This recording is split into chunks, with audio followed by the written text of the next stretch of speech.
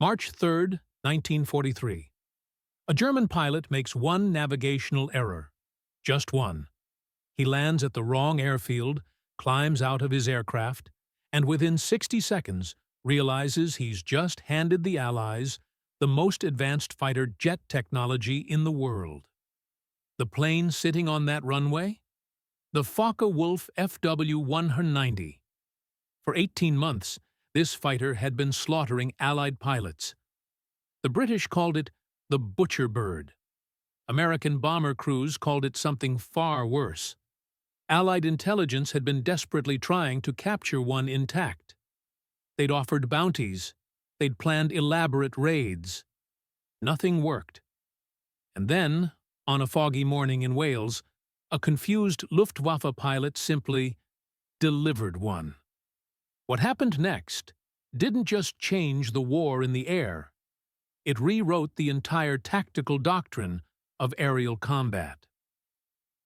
And the German High Command had absolutely no idea until it was far too late. Before we dive into this incredible story, do me a favor. Hit that subscribe button and turn on notifications. Why? Because stories like this, where one single mistake cascades into strategic disaster, these are exactly what this channel covers. Real history that's more dramatic than fiction. And drop a comment right now.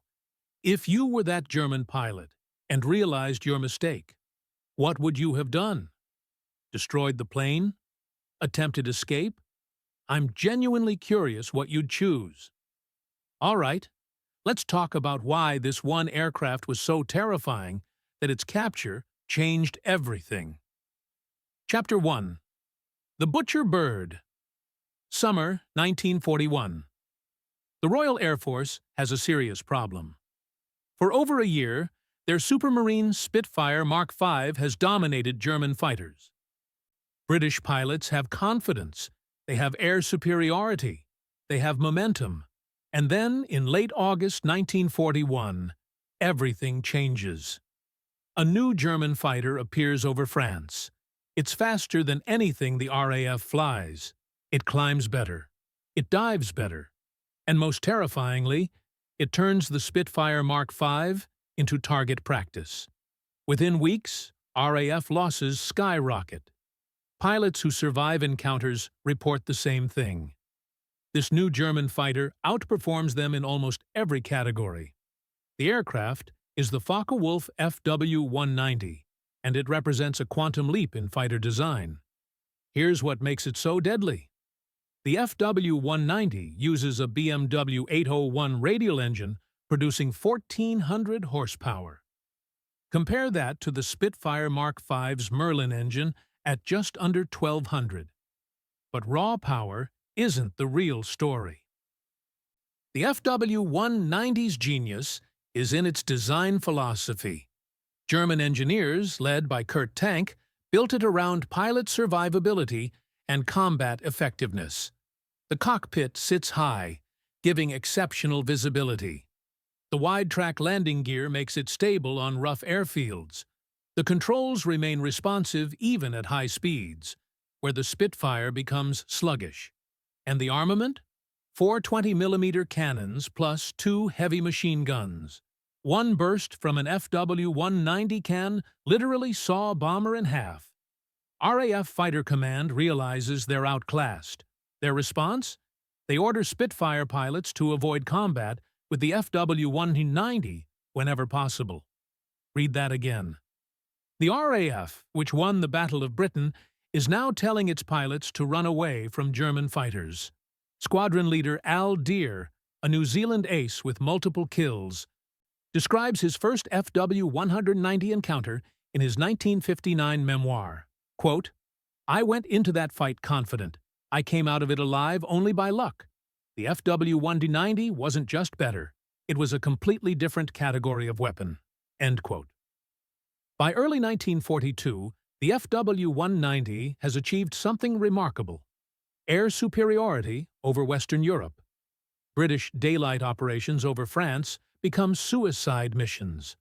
American bomber crews, just beginning their campaign, learn to fear it immediately. The FW-190's high-altitude performance and heavy armament make it the perfect bomber killer. Intelligence officers at RAF Farnborough become obsessed. They need an intact FW-190. Not wreckage, not fragments. A complete flyable aircraft they can test. They try everything.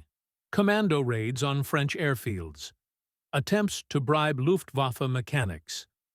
They even consider a plan to land a team in Germany itself to steal one. Nothing succeeds. The FW-190 remains a mystery. Allied engineers study gun camera footage, interview pilots, examine crashed remnants. They know it's superior. They just can't figure out exactly how superior, or, more importantly, how to beat it. By March 1943, the situation is desperate. The Allied bombing campaign depends on achieving air superiority, but as long as the FW-190 dominates, that's impossible. And then, on a foggy Tuesday morning, a miracle happens. Actually, not a miracle, a mistake. Chapter 2, The Incredible Mistake, March 3, 1943. Oberleutnant Armin Faber is having a bad morning. Faber isn't some rookie. He's an experienced fighter pilot with the Luftwaffe's JG-2 Richthofen fighter wing. He's flown dozens of combat missions. He knows his aircraft inside and out. On this particular morning, he's flying a factory-fresh FW-190A3 from the Focke-Wulf plant back to his base in France. The weather is terrible. Thick fog blankets the English Channel. Visibility is near zero. Faber crosses the channel at high altitude, above the cloud layer, navigating by compass and dead reckoning. Standard procedure for ferry flights in bad weather. Here's where it gets interesting. Somewhere over the channel, Faber becomes disoriented. The combination of thick clouds, no visual references, and possibly a slight compass error throws off his navigation. He thinks he's heading south toward France. He's actually heading north, toward Wales. At approximately 10:30 a.m., Faber descends through the clouds expecting to see the French coast. Instead, he sees the Welsh coast. But in the thick fog and mist, coastline looks like coastline. He doesn't realize his error. He spots an airfield. Perfect. He's low on fuel, the weather is awful. He'll land, get his bearings, refuel, and continue to his base. Faber enters the landing pattern. He drops his landing gear. He makes a textbook approach and touchdown. RAF Pembrey, a British fighter station in South Wales, watches in complete disbelief as a Focke-Wulf FW-190, the most sought-after aircraft in the world, lands on their runway. The first thought? It's a defector. Ground crews sprint toward the aircraft. They're expecting a pilot who wants to surrender, bringing the Allies a priceless gift. Instead, Armin Faber climbs out of the cockpit, looks around, and his face goes white. He sees RAF roundels on the aircraft around him, British personnel running toward him. Union Jack flags. The realization hits him like a physical blow. He hasn't landed in France. He's landed in Britain, and he's just delivered Germany's most advanced fighter directly to the enemy. According to the official RAF report, Faber attempts to run. He makes it perhaps 50 yards before being tackled by ground crew members. Within minutes, he's in custody. Within an hour, armed guards surround the FW-190.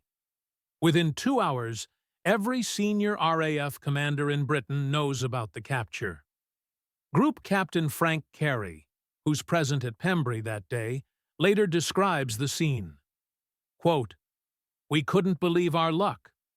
For 18 months we'd been trying to get our hands on one of these machines, and this chap just flies it to us. If I hadn't seen it myself, I wouldn't have believed it happened." End quote. But here's what makes this even more remarkable. The aircraft Faber delivered isn't just any FW-190. It's a factory-fresh A3 model with less than 10 flight hours. It's in perfect condition. Every system works. Every weapon is fitted. It's still loaded with ammunition. It's exactly what Allied engineers have been praying for.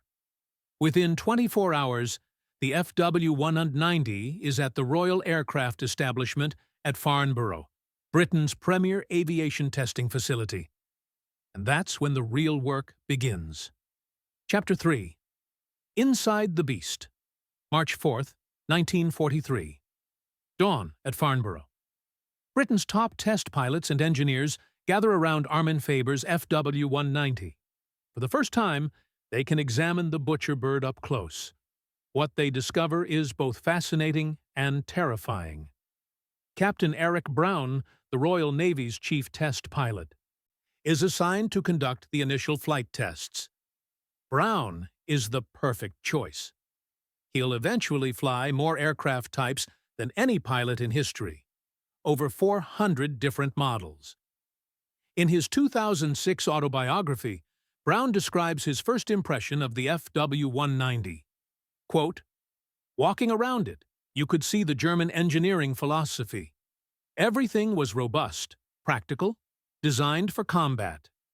British fighters had elegance. This had brutality.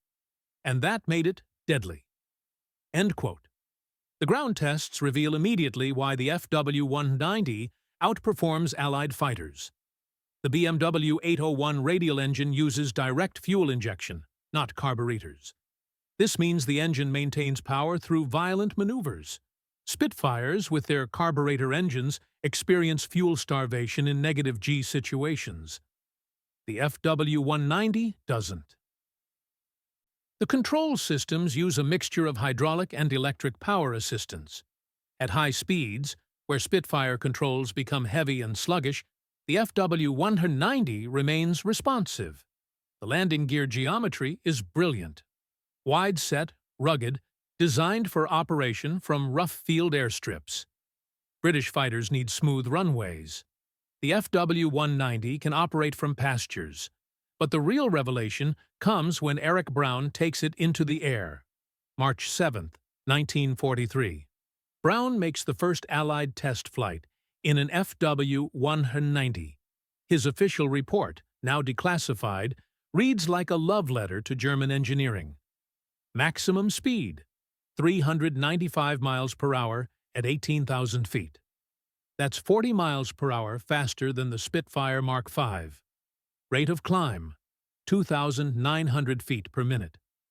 The Spitfire manages 2,400. Roll rate. The FW-190 can complete a full roll in just over 1 second. The Spitfire takes nearly 2 seconds. But Brown's report emphasizes something more important than raw performance numbers. He writes, "The FW-190's greatest advantage is its consistency across the flight envelope. It performs well at all altitudes, all speeds, all attitudes. Our fighters each have sweet spots and weak spots. This aircraft has no weak spots." Over the next 3 weeks, the RAF conducts extensive comparative trials. They pit the captured FW-190 against every Allied fighter, Spitfire variants, the American P-47 Thunderbolt, even early P-51 Mustangs. The results are sobering. In simulated dogfights against the Spitfire Mark V, the FW-190 wins nearly every engagement. It can outclimb the Spitfire. It can outdive it. At high speeds, it can outturn it. The only area where the Spitfire holds an advantage is in sustained low-speed turning, but FW-190 pilots have learned to avoid that type of combat. Against the P-47 Thunderbolt, results are mixed. The Thunderbolt can match the FW-190's high-altitude performance, but it's less maneuverable. The engineers discover something else crucial: weak points. The FW-190's radial engine, while powerful, is vulnerable to frontal attacks. The large surface area presents a bigger target than inline engines. The cockpit canopy, while offering good visibility, creates additional drag compared to more streamlined British designs. And most importantly, the FW-190's performance degrades significantly above 25,000 feet. The engine loses power in the thin air at high altitude. This information is gold. Tactical gold. But Allied commanders realize something. Just knowing the FW-190's capabilities isn't enough. They need to disseminate this information to every pilot, every squadron, every air force flying against Germany. And they need to do it without revealing they have a captured aircraft. Quick break. If you're finding this story as incredible as I did researching it, hit that like button. It genuinely helps more people discover these historical deep dives. And stick around, because what comes next is even more fascinating. The Allies didn't just study this captured fighter. They used it to develop entirely new combat tactics that would dominate German pilots for the rest of the war. The innovation that came from one pilot's navigation mistake is absolutely wild. Chapter 4. The Intelligence Revolution, April 1943. A classified document begins circulating through Allied fighter squadrons. It's titled Tactical Bulletin No. 7, Combat with FW-190. Officially, it's based on extensive analysis of combat reports and intelligence gathered from multiple sources. Unofficially, it's based entirely on the captured aircraft sitting at Farnborough. This document revolutionizes Allied fighter tactics. First, altitude discipline. The bulletin emphasizes maintaining altitude above 25,000 feet when possible. At high altitude, the FW-190's engine performance degrades, while Allied fighters maintain power.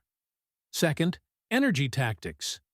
Don't try to turn with an FW-190 at high speeds. Instead, use boom and zoom tactics. Dive from above, make one pass, climb back to altitude.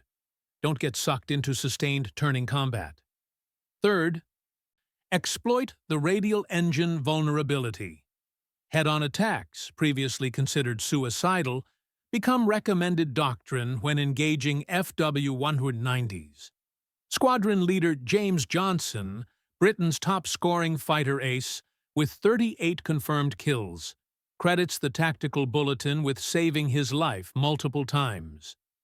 In his 1956 memoir, he writes, "Once we understood the FW-190's strengths and weaknesses, it stopped being invincible. We could fight it on our terms, not theirs."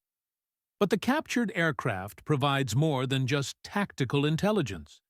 It provides a benchmark for aircraft development. Supermarine, manufacturer of the Spitfire, immediately begins work on improved versions. The Spitfire Mark IX, rushed into production in 1943, incorporates specific design changes to counter FW-190 advantages.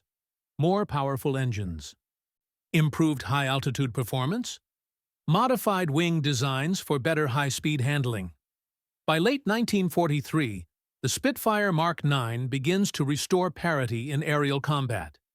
It's not superior to the FW-190, but it's competitive. And that's enough. American designers pay close attention too. The P-51 Mustang, which becomes America's premier long-range fighter, incorporates lessons learned from the FW-190 analysis. The numbers tell the story.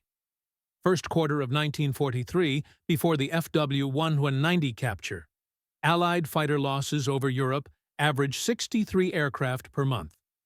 Fourth quarter of 1943, after tactical changes, Allied losses dropped to 41 per month, despite a massive increase in sortie numbers. That's a 35% reduction in loss rates while flying more missions. The captured FW-190 continues providing intelligence throughout 1943 and 1944. Test pilots fly it regularly, comparing it against new Allied fighter variants as they're developed. Each test provides data. Each flight reveals nuances. The aircraft becomes a Rosetta Stone for understanding German fighter design philosophy. But there's another dimension to this story that's equally important: psychological impact. For 2 years, Allied pilots have feared the FW-190. It's been an almost mythical opponent. Unbeatable, superior. Knowledge demystifies it. Pilots briefed on the FW-190's actual performance characteristics, its specific weaknesses, its tactical limitations. They approach combat with confidence instead of dread. Group Captain Johnny Johnson, another top RAF ace, later explains this in a 1987 interview.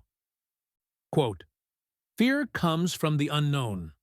Once we knew exactly what the FW-190 could and couldn't do, it became just another enemy aircraft. Dangerous, yes. Deadly, yes. But beatable. That psychological shift was as valuable as the tactical intelligence." End quote. The Germans, meanwhile, remain completely unaware. Armin Faber is in a POW camp. The Luftwaffe knows he landed in Britain. They assume the British captured a wrecked or damaged aircraft. They have no idea the Allies possess a factory-fresh, fully functional FW-190A3 that's being flown daily by test pilots. German intelligence reports through late 1943 note improved Allied fighter tactics, but attribute them to combat experience and general technological advancement. The possibility that the Allies have an intact FW-190 to study never appears in German intelligence assessments. This intelligence failure compounds Germany's strategic problems. Chapter 5. The Strategic Cascade. Let's talk about what this one aircraft's capture really meant strategically. By mid-1943, Allied air strategy depends on achieving air superiority over Western Europe. The bombing campaign, the eventual invasion, everything requires controlling the skies. The FW-190 is the primary obstacle. Understanding how to defeat it doesn't just improve fighter tactics, it enables the entire Allied strategic plan. Consider the Combined Bomber Offensive, the Anglo-American strategic bombing campaign against Germany. Early 1943, before the FW-190 capture, bomber losses average 6 to 8% per mission. At those rates, bomber crews have less than a 50% chance of surviving a standard 25-mission tour. Late 1943, after improved fighter tactics, loss rates dropped to 3 to 4%. Still terrible, but survivable. That improvement directly enables the escalation of bombing operations in 1944. Or look at Operation Overlord, the D-Day invasion. Allied planners demand air superiority over the invasion beaches as an absolute prerequisite. The tactical doctrine developed from studying the captured FW-190 gives Allied fighters the tools to achieve that superiority. On D-Day, June 6, 1944, the Luftwaffe manages just 319 sorties over the invasion beaches. The Allies fly over 14,000. That dominance stems directly from the cumulative effect of improved tactics, better aircraft design, and superior training that all originated from analyzing one captured fighter. There's also an industrial intelligence dimension. Examining the FW-190's construction reveals German manufacturing techniques, modular design for rapid production, simplified assembly processes, clever use of sub-assemblies. Allied industrial planners incorporate these lessons. American aircraft production, already massive, becomes even more efficient. The captured aircraft also reveals German material shortages. Engineers notice substitutions, lower-grade aluminum alloys in non-critical structures, simplified control mechanisms, reduced redundancy in some systems. These observations inform Allied intelligence assessments of German industrial capacity and provide early warning of resource constraints. Here's a specific example of this cascading intelligence value. In October 1943, RAF engineers, examining the FW-190's engine, notice unusual wear patterns on the turbo supercharger components. Analysis suggests lower quality steel alloys than German pre-war standards.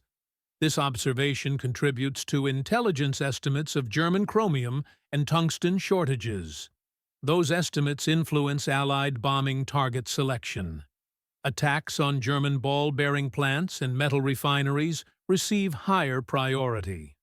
One captured aircraft provides a thread that, when pulled, unravels multiple layers of German strategic capability.